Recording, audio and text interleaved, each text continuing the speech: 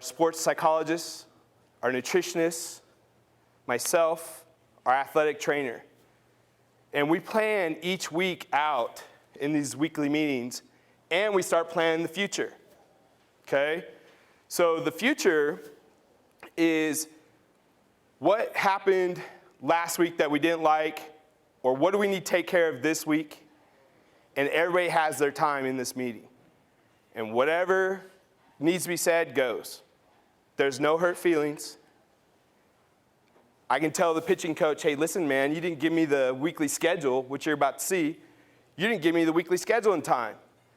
I got pitchers coming in Monday morning, and I got the schedule Monday afternoon.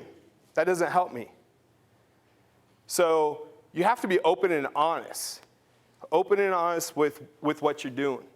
And sometimes, if your family, to me, because this is Utah baseball family, you can be honest, and there's no hurt feelings, okay?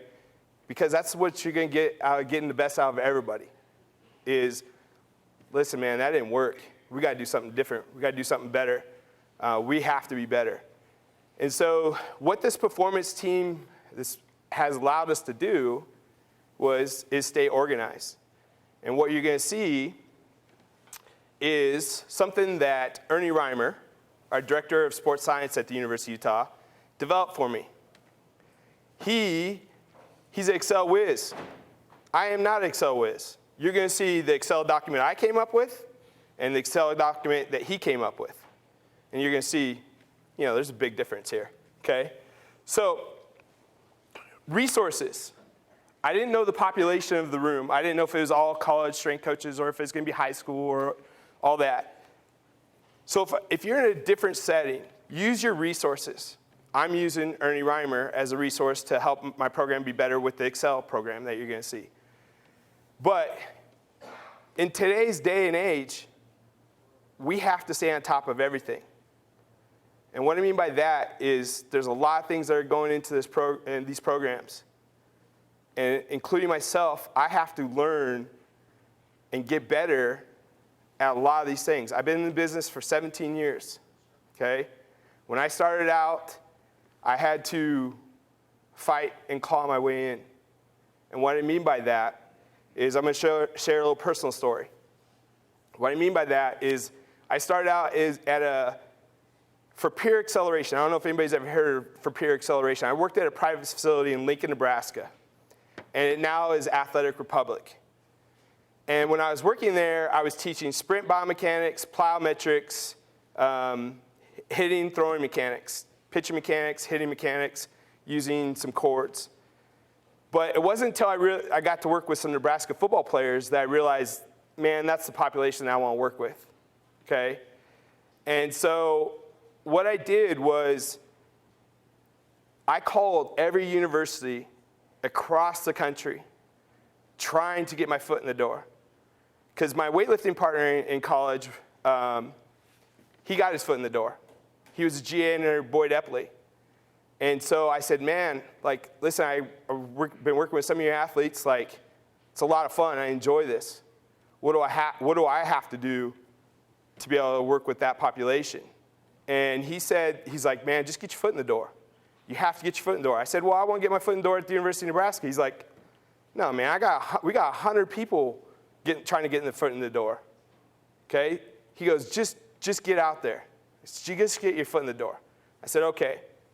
So I called and called and called, and for internships and for GA spots. And every time, a lot of the time, I would be told no because I didn't have any Division I weight room experience. I came from a Division III school. So I wasn't going to let that stop me. I applied for an internship at the University of Utah 17 years ago, and I've never left. And part of the reason why is I was persistent. Jason Velkamp was the guy that I interviewed with, and he said, when I got out there, he's like, you know why you really got this job? He goes, you called once a week to see what the status was on this internship. He said, you seem like you wanted it the most. Damn right I wanted it the most. So I come out there. I didn't care, like Heather said, she didn't care about the money. Neither did I. I get out there, and I find out it's $150 for every 2 weeks, this internship, working 40 hours a week. So I'm like, dang, this is going to be rough. I got to figure something out here. So what did I have to do? I personal train at 24 Hour Fitness at night. I worked at GNC on Saturdays and Sundays. And then I worked at the University of Utah as an intern Monday, 40 hours a week through Friday. So it's just something I wanted to share with you a little bit about perseverance. If you want it bad enough, go get it. Don't let anybody tell you no. So that's a little bit of background on me. The resources. Let me get back to the resources. So we utilize a lot of resources at the University of Utah, one of which is Director of Sports Science. Okay? And he's been a great, great addition to our program. Along these 17 years that I've been working there, I've had to change and grow and learn. And, you know, every step of the way, there's something I picked up from each one of the coaches that I worked with. Evan Simon, I learned conjugate training, okay? You know, Jason Velkamp, a first ever Excel sheet, okay? First ever Excel sheet. And so just keep at it, keep working. With these resources at certain levels, okay, let's think about how, if I'm in a high school setting, how do I get the kids to buy into the nutrition part? Okay, maybe I don't have a nutritionist. Maybe I don't have a sports psychologist. So figure out how you can get some things that you want involved in your program and maximize any type of resource. Heather said free. Find something free. Okay, I got something free for you. Headspace app. It's mental training. It's meditation. I use it. Our athletes use it. It's free. So it's part of the mental game, okay? So that's something free that we utilize along with it. So the nutritionists, we're fortunate. You know, they handle all that aspect. They're going to handle a recovery scorecard that we use with our guys. This recovery scorecard is everything involved: sleep, nutrition, alcohol, how many times they eat, and they fill it out and they send it to our nutrition staff, and it's based off on points. And so it allows us to be better. We didn't have, to give you an example,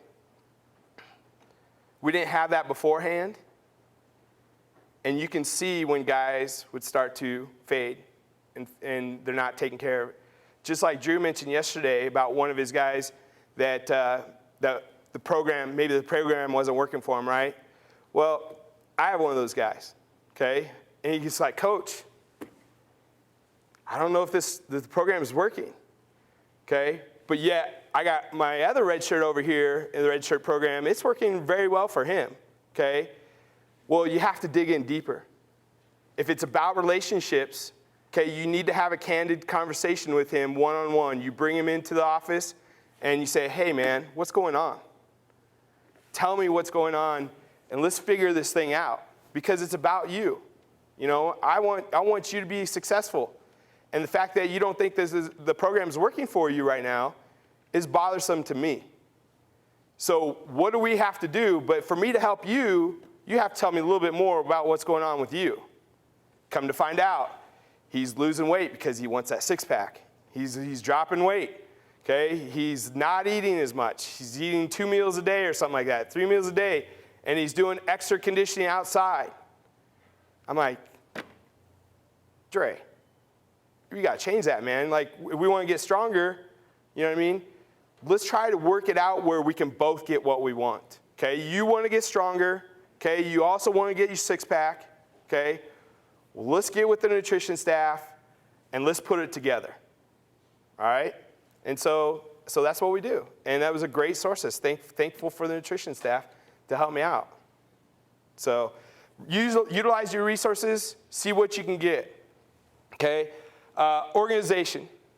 This is Ernie Reimer's Excel design here. As you can see, this is our weightlifting card right here. And it covers a lot of different aspects. We can put our warm-up in there. We can put coach's notes in there. But what I want to show you guys is the detail. We have our data. I call it the mothership. This is called the Excel mothership. Okay. We have our data page. We have annual plans. We have our weekly drafters. We have our roster of our guys. We have our lifting card, our agility card, take home, our conditioning card, session builder. This is our session builder. So the session builder, I can write sessions here in the session builder. And in the session builder, I can store this in the modules. And in the modules is I can write anywhere from a 4-week progression to a 52-week progression if I want to. So I can store the program that I just wrote here in the modules, and then once it's everything, or I could write my sessions in the modules and transfer it to the strength builder here, which then I can transfer to the strength sessions. And so it's very complicated. I was not ready for it. My Excel knowledge is not that good, but it's a resource that I was willing to use to make my program better, even though I didn't quite understand it. And so I took him aside and I asked him, hey, can you teach me? Can you build this? I call it the mothership. Can you build this mothership and help me through it and let me learn it and apply it to my programs? And so that's what he's done. So that was a resource that I used that I really enjoyed. When it comes to strength programs for us, I don't want to be limited, okay? I don't want to be limited to, I'm a linear guy, I'm a conjugate guy. I'm a mixed bag, okay? I like to use everything. And what I mean by that is when the team comes to me in the end of August, school starts. We start off with linear training, but it's also a little bit auto-regulated for the newcomers. Because with the newcomers, we spend a lot of time teaching techniques and starting off with light weights and making sure that their techniques are solid until they can prove to me that they can do the technique that I'm looking for in a squat, in a bench, in any of our core lift exercises, that he's hitting the technique that I'm looking for. And once he has that technique down, we allow him to fly. Rome wasn't built in a day. So typically I have 4 years with these guys. Sometimes if we get a special talent, we'll have 3 years. But in 3 years, we can get a lot done. So the returners on strict linear program, and we do a linear program from August, we do it for 6 weeks. And after that 6 weeks, we go more to a conjugate program. And on that conjugate program, I'm using some things that Evan taught me. I'm using variation. I'm using max effort. I'm using dynamic effort. And the reason why I throw a conjugate in after the 6 weeks is I want to use the linear to build to get ready for the conjugate program.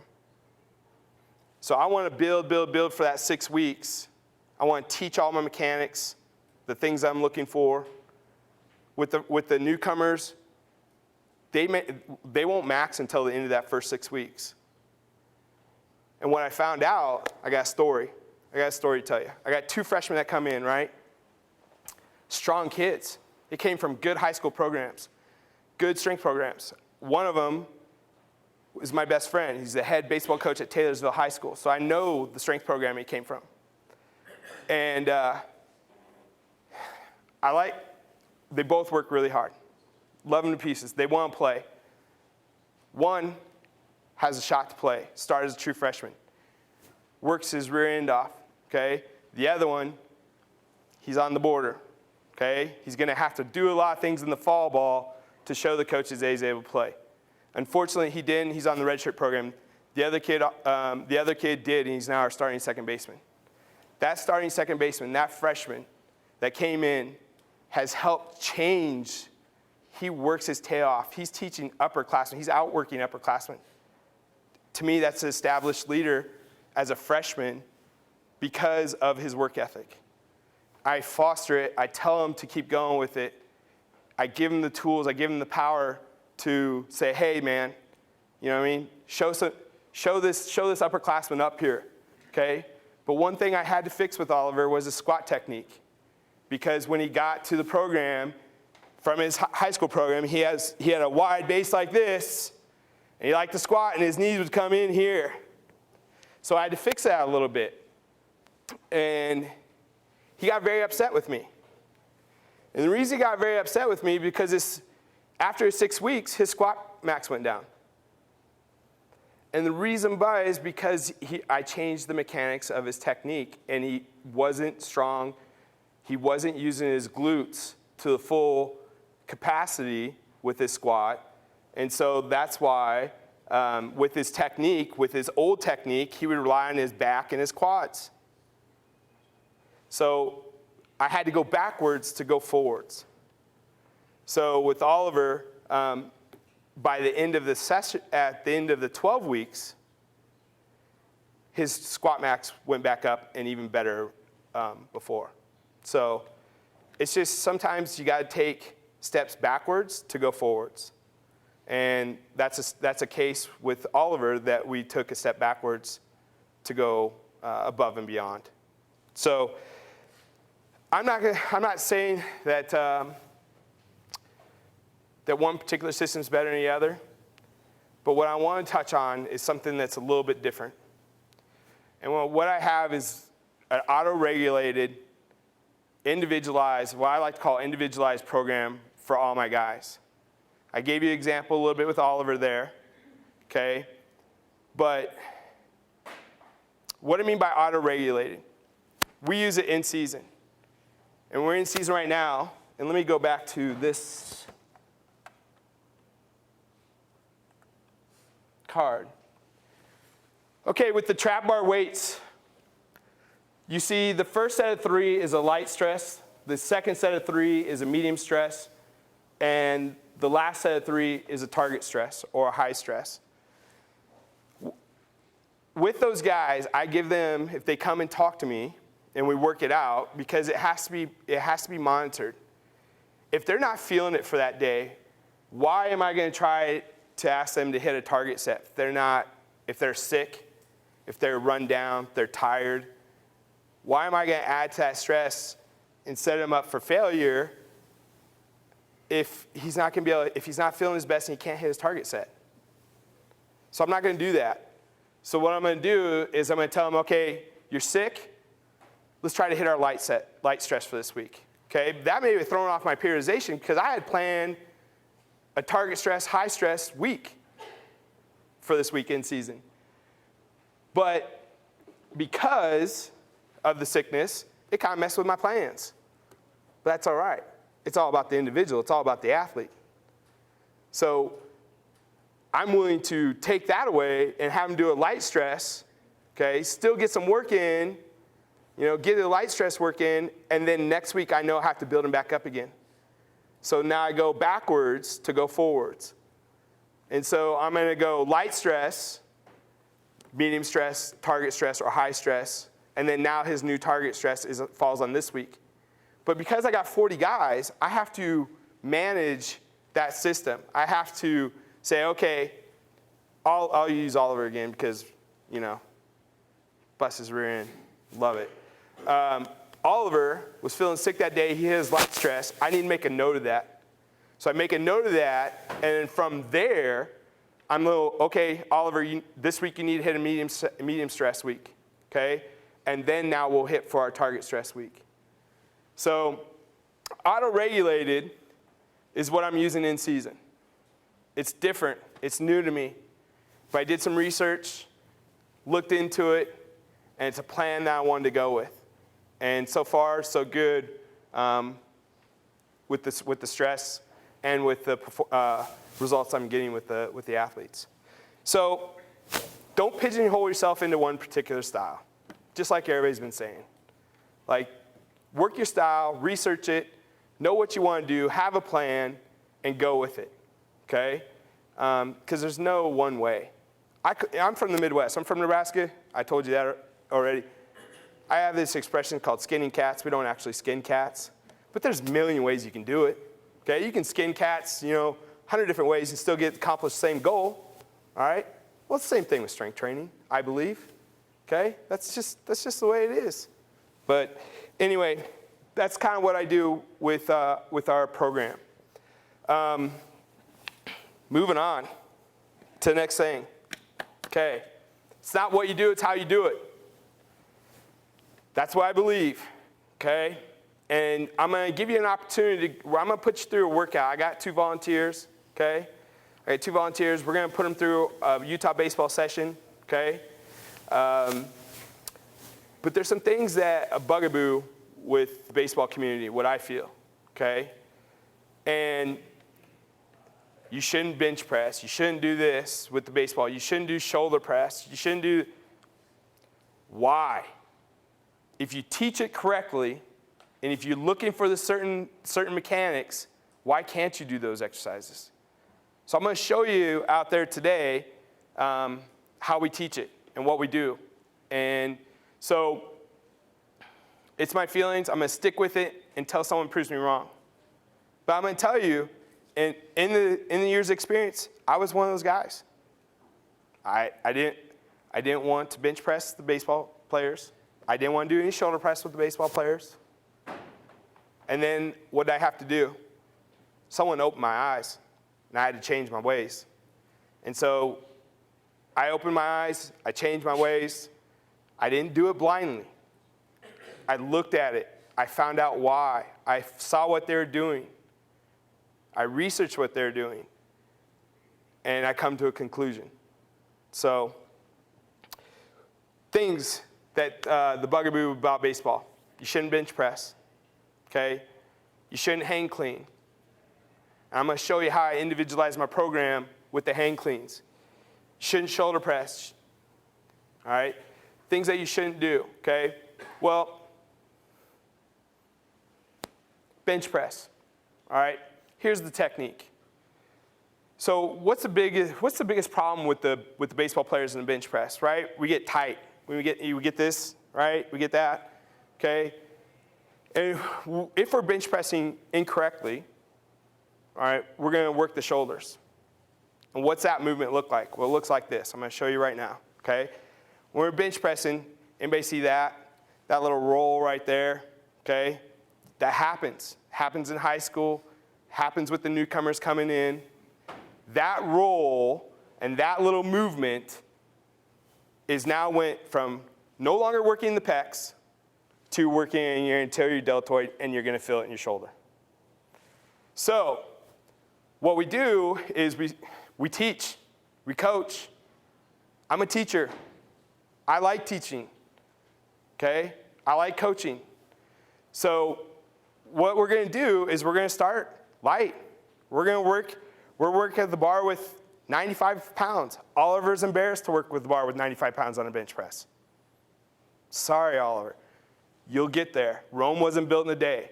Just work with me here, okay? So when they prove to me that they can do the exercise techniques correctly, then I'll allow them to keep working the newcomers, I should say. I'll allow them to keep working the system and then adding more and more weight. But one bad thing about the bench press, if you're not there, you can mess up a shoulder. You got to be there. You have to be present. You have to be on top of it. And is it a risk? It can be. But I feel I like the benefits of it more so than just doing dumbbells all the time. So it's a variation. Here's a conjugate variation that I like to do. I like to board press with them. I like to do 2 boards. I like to do 3 boards. I like to do floor press with them, okay? But it's all about teaching it, making sure it happens correctly. If I'm seeing on a test target set or a high stress week and their technique is off, I'm backing the weight down. And they're like, Coach, how come you're taking the weight down? I said, well, if you fix this, I'll let you go back up. But you have to do it this way. You have to not let the elbows flare like this and let the shoulders roll and it all become a shoulder exercise. And next thing you know, I hurt my shoulder during the bench press. Okay? So if you're willing to do that, I'm willing to let you go back to your target stress, high stress week. Okay? But if you're not, if you can't make that change, then I'm backing it down. Okay? Because if I have a potential draft pick, kid that plays every day for us, and he gets hurt doing the bench press on a game day or something, or not on a game day, but a game week, I'm in trouble. I am getting chewed out. Now, the other aspect of this is, did I ruin his career? If you know what I mean? Because if that shoulder press and it's something bad that really could happen, or that bench press, I might ruin his career. Can you live with that? I can't. To me, it's all about the athletes. Sometimes you have to put even your program and your planning aside to do what's best for the athlete. That's how I view it. Everything is about the athlete. The relationships, their performance, are they getting what they need? And I'll always put the athlete first. That's just me. I'm going to show you a little bit how, again, I talk about auto-regulated and in-season programs. I told you that our pitching coach didn't give me the pitching weekly in time, right? I'm going to show you our pitching weekly and how I individualize the program for each. Okay, here's our pitchers list, all right? And as you can see, we have, I'm Webby, by the way. Coach Webby. That's what all my athletes call me. All my coaches call me. It's probably because my last name is Webster. But anyway, so Bowerly, he's got a live session on Wednesday, and he's got a live session on Sunday in St. George, okay? Here's where I'm going to tell you, you got to use your resources, all right? I need Bowerly at least to get 2 lifts in, okay? Well, we got 1 in Wednesday. We like to lift after we pitch. So we got 1 in Wednesday. Man, where am I going to get his second lift in at least? It's got to be down in St. George. But here's the troubling aspect. I don't travel with baseball, okay? So now what do I got to do? I got to get on the phone. I get on the phone, and I call people down in St. George. I'm like, hey, man, can I use your weight room? I got some guys. Their athletic trainer will help us out. You know, can I use your weight room to get in a session? Okay, well, that doesn't work. I couldn't get the Dixie State weight room. So I'm calling all the fitness places around St. George and going, all right, can you help us out? I'm looking to get a lift-in session with some of my baseball pitchers. You know, what's the situation? What do we have to do to be able to use your facility? I found one and said, hey, you guys just come on in. Come on in, sign the release form. They had to pay a daily fee, and we were able to take care of it. And so I spent a lot of time, but I'm trying to maximize the resources of what's best for the athlete. What's best for the athlete is he's throwing live for 2 or 3 innings in St. George, and he needs lift afterwards. So he'll do his lift. But what you see also is it's an everyday thing for us. It's an everyday thing for us. Sometimes the arm care session, you're going to see our arm care sessions. We have 3 different arm care sessions. But we have arm care 1, 2, and 3. Each aspect is different, okay? Arm care 1 is more stability ball, range of motion stuff. Arm care 2 is neuromuscular and muscle activation, working some D cells. Also with arm care 2, and arm care 3 is just shoulder endurance work. So you can see that after the live session, bike conditioning at the hotel, he's got to get arm care 1 in, but he's maybe lifting at the hotel in St. George, or he's lifting at that fitness place that I saw. So I have to individualize Drackler's workout. For the pitchers, basically what comes about is I'm in the weight room every day for them during the week when they're not traveling. And when they are home, I'm calling Smith Ballpark, which is a AAA ballpark, and asking if I can use their weight room. As soon as they're done pitching, I take them into the weight room. We lift for 30 minutes, and we come back out and cheer on our teammates. So that's what our weekly looks like. Pitchers Weekly looks like. All right, I told you I had to learn some stuff, right? Okay, I'm going to give you an example what I felt like for baseball that I needed to learn. It was called PRI, okay? And PRI, when I went to this clinic, it was a baseball clinic at NC State. It was over my head. I'm not going to lie. I mean, they're talking left AC, all this, and I'm movement, and I'm like, all right, I went with our athletic trainer. Our athletic trainer picked up like that. I'm still working on it, okay? But there's one thing that I picked up. One thing, okay? And I'm going to show it to you when we go out there and demo stuff. It's the ribs and the breathing. So the thing that I learned the most at that PRI clinic was when you're doing your wall mobility drills, when you're doing your upper body mobility drills, okay? These ribs, they're flaring open like this. The back goes into hyperextension. It allows them to get a better range of motion. You're like, oh, we're good. Our range of motion, our mobility is good. You're flying through your stuff, okay? But they did it like this. Their ribs are flared open. Close that down. Get them to work on and focus on their breathing while they're doing their upper body mobility. Close these ribs down. Draw that belly button up and in. And now you're going to see the upper body mobility change. It's not so good. So we're going to kind of show that out there with the upper body mobility stuff that we're doing. And that's the one thing I learned. And I apply it to everything. I apply it to the upper body mobility drills. I apply it to our back exercises. I apply it to our shoulder exercises. I apply it to our pull-ups and our chin-ups. I want to challenge you guys to go do a pull-up chin-up, okay? And you're like, I can do 20 of them, okay? Well, all right, that's great. But let's have you do it now with your ribs down, your belly button drawn in a controlled manner, all the way down, all the way up. Hold that position, that postural position, and then now let's see how many you get, okay? I did it with the athletes when I got back from PRI, and our numbers went, and then we had to build back up, remember? Because sometimes you got to go backwards before you go forwards. So our numbers went down. The athletes freak out, but I do not. I have to be the calm and influence. I have to tell them, listen, I just learned this, okay? And if you work with me on this, okay, this is what's going to happen. In the long run, we're going to get stronger. Our back's going to get stronger. Our scaps are going to get stronger. Our mobility is going to be better. But you have to work with me on this and be okay with your numbers going down on a chin-up or a pull-up.